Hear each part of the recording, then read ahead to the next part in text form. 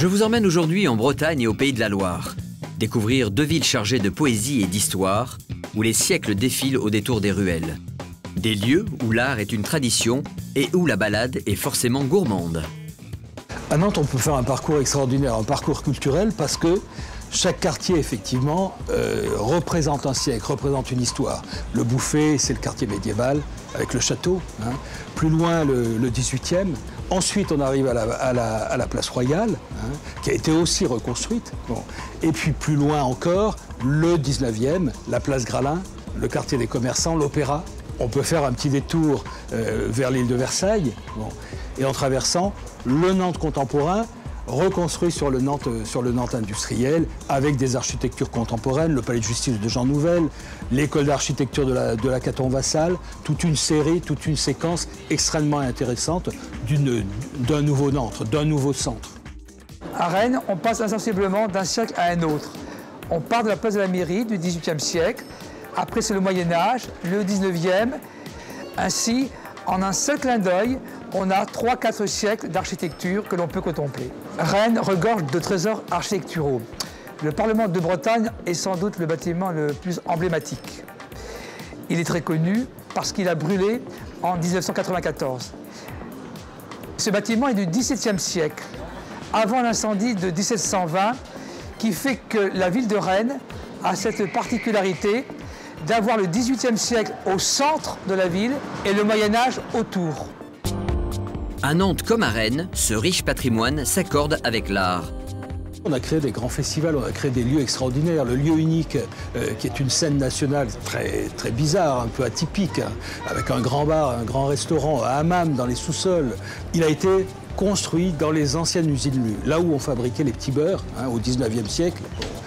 Lu, ça voulait dire Lefebvre utile. Aujourd'hui, Lu, c'est le lieu unique. Bon. Donc c'est une ville qui vit sans cesse, hein, au gré d'inventions culturelles et artistiques extrêmement fortes, avec ce grand éléphant, hein, cet objet extraordinaire. En 2007, il y a quelques années, on a créé une biennale d'art contemporain ici, très particulière, puisqu'en fait, il s'agissait de demander à de grands artistes de renommée internationale, comme Daniel Buren, dont on voit une des œuvres ici, hein, de créer des œuvres sur l'estuaire, tout le long de l'estuaire, sur 60 km, et des œuvres in situ. Et donc cet univers à la fois d'histoire, de poésie, de souvenirs, et en même temps très contemporain. C'est une ville créative aujourd'hui. Ici à Rennes, l'art, le patrimoine et l'architecture font bon ménage. On a réalisé la fontaine de Parmigiani, le mur d'eau, la piscine art déco faite par Odorico. D'ailleurs, l'un des architectes très connus en France, Roland Simonet, s'est inspiré de l'un des bâtiments de la place des Lys en voyant des rayures de granit sur de la pierre de tuffeau, et en me disant, j'ai repris ces rayures sur le bâtiment contemporain que j'ai construit. Et puis aujourd'hui, autour de l'esplanade de Charles de Gaulle, avec le bâtiment des Champs-Lys fait par 2 ponts en part et les cinémas faits par le même architecte, eh bien on a créé la place du XXIe siècle. L'art contemporain est à l'honneur, mais n'oublions pas que dans la tradition bretonne, l'art de la table est roi. À Nantes, l'art de la table est très important, mais on est d'abord une région de produits extraordinaires. On a tout. Hein. On a les primeurs, on a les légumes, on a le poisson, on a les fruits de mer, on a le vin avec le muscadet. Hein. Et c'est ça qui fait véritablement notre particularité. Alors ensuite, on a aussi une gastronomie avec des recettes, avec le cendre au beurre blanc, bon, avec les huîtres. Mais n'oublions pas qu'à Nantes, il y a aussi le commerce du cacao, hein, l'importance des grandes chocolateries à Nantes. Donc Nantes est aussi une ville exotique, hein, bien évidemment. À Rennes, la particularité, c'est le marché des Lys, le 2e marché en France. La différence des architectures, la diversité de toutes ces architectures, pans de bois, pierre, métal, autour de la place, lui donne une ambiance très particulière. Et je pense que les couleurs vivantes vont aussi avec cette diversité-là. Et puis il y a tous les produits du terroir qui donnent finalement une ambiance très particulière dans une architecture diversifiée, à la différence du centre du Parlement qui est, avec sa place du XVIIIe siècle, très ordonnée.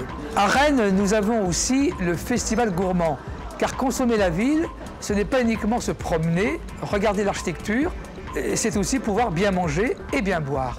Ce festival gourmand réunit des chefs de grand renom, mais aussi les produits du terroir tout simple, tels que les crêperies, Et aujourd'hui, les crêperies ont des tendances tout à fait nouvelles et on peut même se demander ce que devient la crêpe avec tous les ingrédients qu'il y a autour.